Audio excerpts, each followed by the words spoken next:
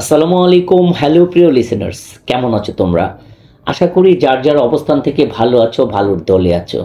আশা করি আমার ইউটিউব চ্যানেলের প্রতিটা গল্প তোমরা শুনে থাকো। আর যারা শুনেছো সাবস্ক্রাইব করনি সেই সকল বন্ধুদেরকে বলবো আমার চ্যানেলটা সাবস্ক্রাইব করে সঙ্গে থাকার জন্য। আমার ইউটিউব চ্যানেল কখনো মিথ্যা কুসংস্কারকে বিশ্বাস করে না। মিথ্যা কুসংস্কার সমাজে রটাবেন না। আমার এই ভৌতিক গল্প পড়ার সময় যদি জীবিত কিংবা মৃত কার সঙ্গে মিলে যায় সেটা একান্ত কাকতালীয়। বন্ধুরা, প্রতিনিয়ত আমি তোমাদেরকে এন্টারটেনমেন্ট হিসেবে ভৌতিক গল্প উপহার দেওয়াই হচ্ছে আমার কাজ। ভৌতিক গল্প শুনিনি এমন একজন মানুষ আমরা খুঁজে পাবো না। ভৌতিক গল্প বিশ্বাস করা না করা তোমাদের উপর নির্ভর করে। তবুও ভৌতিক গল্প থেমে নেই। কোনো না কোনোভাবে ভৌতিক গল্প সবাই শুনেছি, শুনতে শুনতে বড় হয়েছি। কিন্তু একটা সময় ছিল হ্যারিকেনের আলোয় আমরা সন্ধ্যায় দাদি পিসি নানা নানি দাদি সকলের কাছে ভৌতিক গল্প শোনার বায়না ধরতাম। হয়তোবা সেটা আর এখন ওভাবে হয় না, কিন্তু কোনো প্ল্যাটফর্মের মাধ্যমে ইউটিউব যে কোনো মাধ্যমে আমরা ইউটিউবে গল্পগুলো শুনে থাকি। তো তেমনি আজকে একটা গল্প, অভি সরকারের লেখা একটা ভৌতিক গল্প, স্টেশনে রাত। গল্প পাঠে যথারীতি আমি বাদুর রায়হান আছি তোমাদের সঙ্গে। শব্দ সাউন্ড এডিটিং আমাকে সহায়তা করেছেন তাহমিনা রায়হান মেম। পোস্টার ডিজাইন আরিফিন রায়হান অনন্ত। বিখ্যাত ভৌতিক লেখক প্রয়াত ষষ্ঠ পদ মোদকের হিসাবের খাতায় লেখা তার অভিজ্ঞতার দ্বিতীয় কিস্তি এটি। জীবিত অবস্থায় প্রায় 50খানা ভৌতিক গ্রন্থ প্রকাশিত হয়েছে। হঠাৎ তার রহস্যজনক অকাল প্রয়াণে বঙ্গদেশের ভৌতিক রসিক পাঠকেরা রহস্য রোমাঞ্চ থেকে বঞ্চিত হয়েছে। সৌভাগ্যবশত তার মৃত্যুর পর এই পুরনো খাতাটা আমি সংগ্রহ করতে পেরেছিলাম, যার প্রথম দিকে 22 পাতা শুধু ব্যবসায় ধার বাকির হিসেব।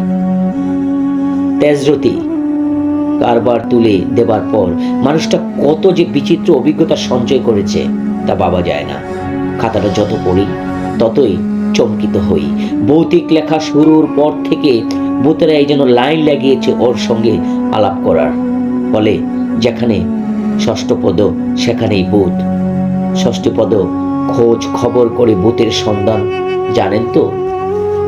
ভূত ষষ্ঠী পদকে অনুসরণ করে তার পিছনে পিছনে যায়। এই যেমন 1987 সালে ফেব্রুয়ারি মাসের কথা।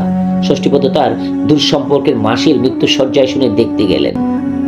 ষষ্ঠপদ যখন তার 4 বয়স তখন থেকে 12 বছর পর্যন্ত এই মাসি দেখাশোনা করেছে মায়ের মৃত্যুর পর। তার মৃত্যুর আসন্ন জেনেও না গিয়ে থাকা যায় না। ষষ্ঠীপদ স্টেশনে যখন নামলেন তখন রাত 12:30। এমনটা হবার কথা ছিল না।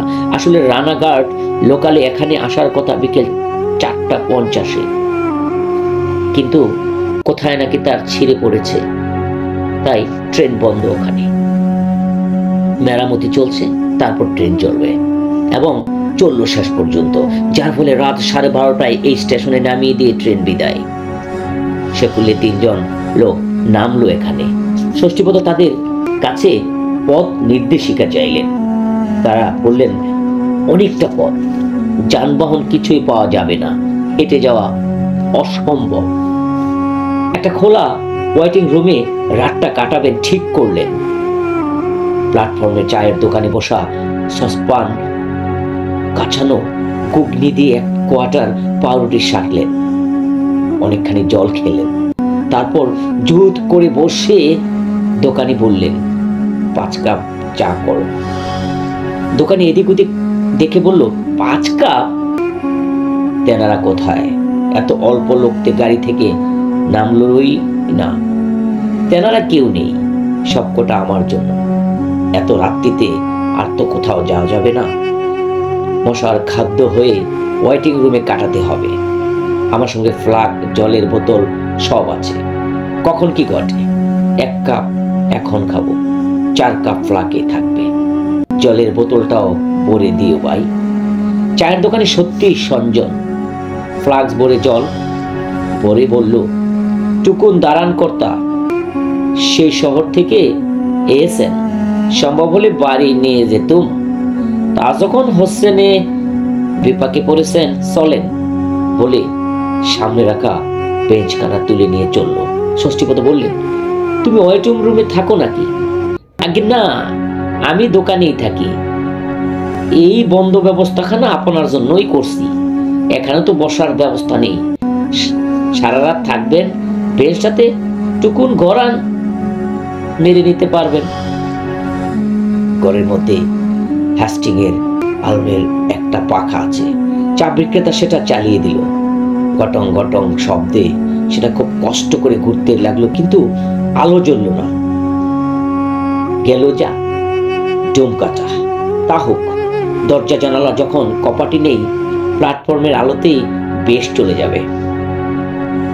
বেশি আগের ট্রেনের তো বোতল, বেশি আগের ট্রেনটা তো বাতিল হয়ে গেছে। আর একটাই ট্রেন শুধু আসবে, সেটাতেই দেখেই দোকান বন্ধ করে দেব। আপনার আর কিছু লাগবে? Cigarette, match? আমি সিগারেট খাই না। 10 মিনিটের মধ্যে আটকে থাকা শেষ ট্রেনটাও বেরিয়ে গেল। ষষ্ঠীপদ প্ল্যাটফর্মে দাঁড়িয়ে দেখলেন 2 জন মাত্র লোক নামলো। গোটা স্টেশন ফাঁকা, রানাঘাটের উদ্দেশ্যে রওনা দিল সেটা। যাত্রী যদুন একসঙ্গে প্ল্যাটফর্মে শেষ প্রান্তে কুয়াশায় মিলিয়ে গেল। ষষ্ঠীপদ হাঁটতে হাঁটতে স্টেশনের গড়ের দিকে চললেন। একজন মাত্র কর্মচারী চেয়ারে বসে ঝিমুচ্ছিল। মুচকি হেসে ওয়েটিং রুমে ফিরে এলেন, আর ভিতরে ঢুকে চমকে গেলেন। একটা লোক বেঞ্চটার এদিকে ধরে সবার চেষ্টা করছে। প্ল্যাটফর্মে ছিটকে আসা স্বল্প আলোয় স্পষ্ট দেখা যাচ্ছে লোকটা শীর্ণকায়ে, লটপটে গেঞ্জি এবং 3 কোয়ার্টারের পাজামা, গায়ের রং কালো। ষষ্ঠীপদ রেগে বললেন, এই, ওটা সরাচ্ছেন কেন? মগের মুল্লুক নাকি? ওটা আমার শোবার জায়গা, হটো। ষষ্ঠীপদ বেঞ্চের অন্য প্রান্তে ধরে লোকটাকে ঠেলে দিল। লোকটা বেঞ্চ ছেড়ে প্রায় উল্টে পড়ল। যত সব ভিখারি পরগাছার দল! যা বাক! লোকটাকে উঠে গা জেরে বলল। সোজা আঙ্গুলে কি উঠবে না। প্ল্যাটফর্মের দিকে পেছন করে শিঙ্গিরে লোকটা কোমর হাত দিয়ে তেরিয়ে হয়ে দাঁড়ালো। আমাকে ধাক্কা মারা 365 দিন আমি এখানেই শুই, আর আজ কোথায় গিয়ে এক হরিদাস পাল এসে আমার জায়গা দখল করে নেবে? বলেই সপাটে বেঞ্চটাকে একটা লাথি কষলো। তারপর এক ঠ্যাং নাচতে নাচতে ঘুরতে লাগলো। আমি ছাড়বো না, কখনো ছাড়বো না, আমি কে জানিস তুই? ষষ্ঠীপদ এই সুখটা বকাটে লোকটার স্পর্শত স্তম্ভীর হয়ে গেলেন। একটা থাপ্পড় মারলে 10 হাত ধরে ছিটকে যাবে, তবুও তোর পাচ্ছে, দেখো।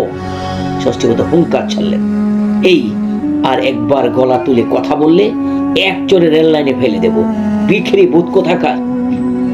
সেরেঙ্গি লোকটা কাঠ, মনে হলে যেন আরো সরু হয়ে গেল। নড়েও না, চড়েও না। বাঘ এখান থেকে, নইলে রেলের লোক ডেকে বস্তায় ভরে লাইনে ফেলে দেব। ষষ্ঠীপদ বেঞ্চে বসলেন, জলের বোতল খুলে জল খেলেন। তারপর ফ্লাগ থেকে কিছু গরম চা ঢেলে খেতে লাগলেন।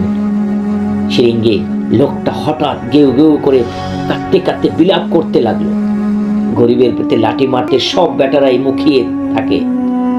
বদ্ধ লোকেরা পোশাক পরলেই কেউ মানুষ হয় না, গরিবরা দিল থাকে। হামরদি থাকি, আজ বিপাকে পড়েছে বলে চামচিকেও লাথি মারার সাহস পেল। আমার দিকে আসবে, আমার চাইতে ভিখিরি না হলে কেউ সবার জায়গা নিয়ে নিরিপিকিন করে। ষষ্ঠপতি গা চলে যাচ্ছে, তবু শান্ত হয়ে বললেন, এত জায়গা রয়েছে, কে বারণ করেছে শুতে? শোনা। হুঙ্কার চালু লোকটা, শোবো না। চমকে গেলেন ষষ্ঠীপদ। ওই সরু লোকটার গলায় এত জোরের আওয়াজ! আমার জায়গা দখল আমি নেব না, এই বেঞ্চের তালাটাই আমার। ষষ্ঠীপদ হঠাৎ মনে হলো লোকটার জায়গা ছেড়ে দিলেই ঝামেলা চুকে যায়, তো যাক। নিজে এই বেঞ্চটাকে টেনে একটু সরিয়ে নিয়ে বললেন, শো এখানে, আমি কিন্তু জেগে থাকবো। চুরি চামারির চেষ্টা করলে পেঁচিয়ে দিয়ে চামড়া গরম করে দেব।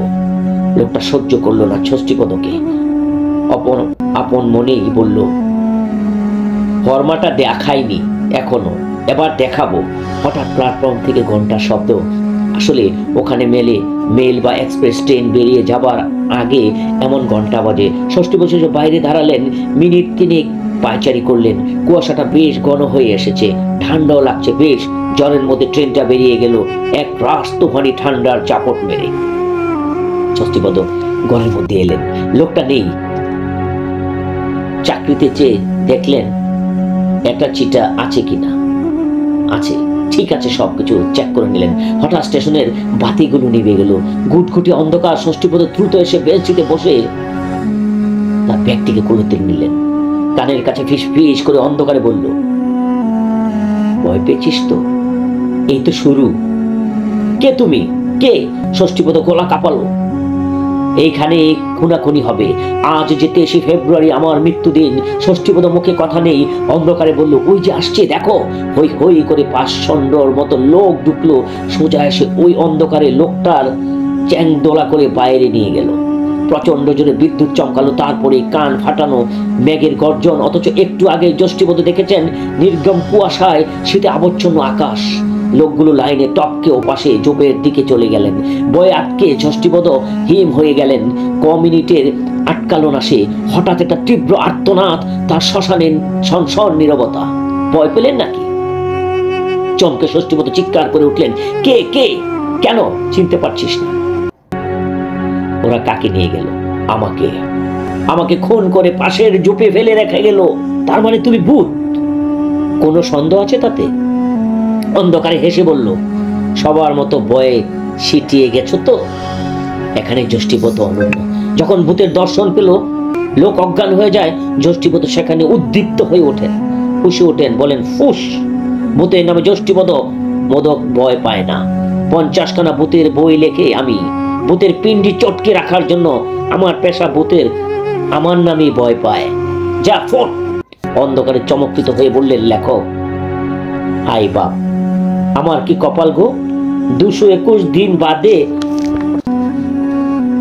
আস্তখানা ভদ্রলোক পেলাম যে ডরপোক না। এই মাইরি আমার একখানা উপকার করবেন? আমি কেন ভূত হয়ে থাকবো? অনেক ভূতের গল্পের যোগান দেব, কিন্তু আমার একখানা উপকার করতে হবে। অন্ধকার বেঞ্চটাতে আবার আগের জায়গায় ঠেলে দিল। বলল, নাকে খত দিচ্ছি, ভুল হয়ে গেছে। আসলে যাদের পেছনে এতকাল লেগেছি, একটাও সে অর্থে মানুষ না, কাপুরুষ। তোমার জায়গা তোমারই থাকলো। আমার উপকারটা তুমি করো মাইরি। কি উপকার? কিছুটা অকৃতজ্ঞ প্রকাশ করতে পারবে এই জন্য। বলে লোকটা থামলো। খুব খুব শব্দ হলো। কিছুক্ষণ ষষ্ঠীপদ অপেক্ষা করছেন। প্ল্যাটফর্মে আবার ফিরে এলো ষষ্ঠীপদ। দেখলেন শিরিঙ্গির লোকটা ওর মুখোমুখি। এই চিরকুট সব খুনদের নাম লেখা আছে। থানায় গিয়ে ওদের বিরুদ্ধে একটা ব্যবস্থা নিতে আমাকে সাহায্য করো। আমি তো প্রকাশ পাচ্ছি না। খুনেরা শাস্তি না পেলে আমিও শাস্তি পাচ্ছি না। ষষ্ঠীপদ বললেন, খুনের যখন চেন তখন সুযোগ বুঝে ল্যাং মেরে চলন্ত ট্রেনের তলায় ফেলে দিতে পারছো না? এটা কি কইলেন? লেখক মশাই, খেতাব লেখো ভদ্রলোক, আমাকে খুনি বানাতে চাইছেন? ভূত বলি কি ইজ্জত নেই? দেশে কি আইনের ব্যবস্থা নেই? ষষ্ঠীপদ লজ্জা পেয়ে বললেন, না, মানে তুমি ভূত বলেই তো কথাটা বললাম। ভূতেরা গার মটকায়, খামচে মারে, কাদায় পুঁতে দেয়, পিলে চটকায়, এ তো সবই জানে। তাই শিরিঙ্গের লোকটা রাগে থির থির করে কাঁপতে কাঁপতে লাগলো। শেষ চিৎকার করে বলল, গোড়ার ডিমের লেখক তুমি। ভূতের সম্বন্ধে কিছু জানো না, গপ্প লেখো। কে বলেছে ভূত ঘাড় মটকায়, পিলে চটকায়, কাদার পোস্তে খামছে মারে? একটাও দেখছি তুমি না জেনেও বাজে কথা লিখতে লজ্জা করে না তোমার? চাচ্ছে এইসব ছাইপাশ পড়ে পরে মানুষগুলোর মধ্যে মিথ্যে ভয় ঢুকে গেছে, তাই একটাও সাহসী লোক চোখে পড়ে না। তুমি তো দেখছি সামাজিক ক্রিমিনাল না, তোমাকে একটু ভালো লোক বলা যাবে না। আমার ভুল হয়ে গেছে। ভূতেরা অত্যন্ত সুনাগরিক, তাদের হারের একমাত্র রাগ নেই, অতীব স্বচ্ছ নম্র। ঠাট্টা করছো? অন্যায় দেখলে প্রতিবাদ করার ক্ষমতা রাখি, সেই প্রতিজ্ঞা ভুলি নাই। আমি কেন খুন হয়েছি জানো? এই 5 খুনি ট্রেনের যাত্রীদের, ব্যবসায়ীদের টাকা পয়সা লুট করত। আমি দেখে থানায় জানিয়েছিলাম, সাক্ষী দিতে রাজি ছিলাম, তাই সরিয়ে দিল। আমাকে খুন করতে দেখেছিল একজন, তাকেও তুমি জানো, তাকেও খতম করে দিয়েছে। ওদের সব কিছু এই কাগজে লেখা আছে। তুমি কিছু করবে? ষষ্ঠীপদ মনে হলো একজন সুনাগরিক হিসাবে এটা না করলে কোনোদিনই নিজেকে ক্ষমা করতে পারবেন না। হাত বাড়িয়ে কাগজটা নিলেন, বলেন, শেষ পর্যন্ত দেখবো, কথা দিলাম। বড় হতে আর দেরি নেই। কখন বুঝি একটু চোখ লেগে এসেছিল। লোকটা লোকাল চলে যেতে ষষ্ঠীপদ উঠে পড়লেন। স্টেশনের কলে মুখ হাত ধুয়ে সেই চায়ের দোকানের সামনে এসে অবাক হলেন। কালকের সেই লোক তো নয়? গলা খাকারি দিয়ে দৃষ্টি আকর্ষণ করে যষ্টিপদ বললেন, দেখুন, কাল আপনার দোকানে চা খেয়েছিলাম। অন্য আরেকজন ছিলেন, আমাকে একটা বেঞ্চ দিয়েছিলেন শোবার জন্য, সেটা ওয়েটিং রুমে আছে। কাল? দোকানি খুব অবাক হয়ে বললেন, কাল কখন বলুন তো? রাত প্রায় 12:30 হবে। রাত প্রায় 12:30? না না না, আপনি ছিলেন না, অন্য একজন ছিল। খুবই সচ্ছল মানুষ। চা খাওয়ালেন, পাউরুটি দিলেন, ফ্লাস্ক ভরে চা দিলেন, বোতলে জল দিলেন। দোকানে অনেকক্ষণ যষ্টিপদের মুখের দিকে তাকিয়ে রইলেন। ভোরের আলো ক্রমশ বাড়ছে, প্ল্যাটফর্মের লোক জমছে 2-4 জন করে। এদিক সেদিক দেখে দোকানি আস্তে করে বললেন, রাত্রে ছিলেন বললেন? কি করব, এত রাতে তো আর রিক্সা পাওয়া যায় না। কার সঙ্গে আলাপ হয়নি? যষ্টিপদ ইন্দ্রিয় সজাগ হলো। কেন বলুন তো? মানিক দাস, রোগা পাতলা। যষ্টিমতো মাথা নাড়লেন। দোকানে ফিস ফিস করে বললেন, কাল যে চা দিয়েছিল সে আমার দাদা, গত বছর খুন হয়ে গেছে। মানিক দাসকে খুন করতে দেখেছিল সে, তাকে খুন করা হয়েছে। এখন আমি চালাই এই দোকান। বাবু, মানে কি আপনাকে কোনো কাগজ দিয়েছে? হ্যাঁ দিয়েছে, দেখেন, যদি ওদের আত্মার শান্তি এনে দিতে পারেন। কোথায় যাবেন? যষ্টিপদ মাসি মশের নাম করে বলতেই দোকানদার পাঁচশো মুখে বললেন, তাহলে এবার হলো না আর। কেন? ওনাদের ছেলেই তো এই দলের লিডার। এবার বোধ হয় আমাকেও মরতে হবে। শিরে উঠলেন যষ্টিপদ। কয়েক মিনিট স্তব্ধ থেকে সংচিত ফিরে পাওয়ার মতো সজোর ভেঙে বললে উঠলেন, ভয় নেই। ট্রেনে আসতে কত দেরি বলো তো? টিকিট কাটার সময় হবে। দোকানে নিজে গিয়ে টিকিট কেটে আনলেন। যষ্টিপদ বললেন, মাসি মারলো কি বাঁচলো আমার দরকার নেই। পুলিশ ডিআইজি আমার বন্ধু, 7 দিনের মধ্যে তোমাদের জানাতে পারবে কিছু করলাম কিনা। আমার ঠিকানা রাখো, মাসি মরলো কিনা খবরটা দিও।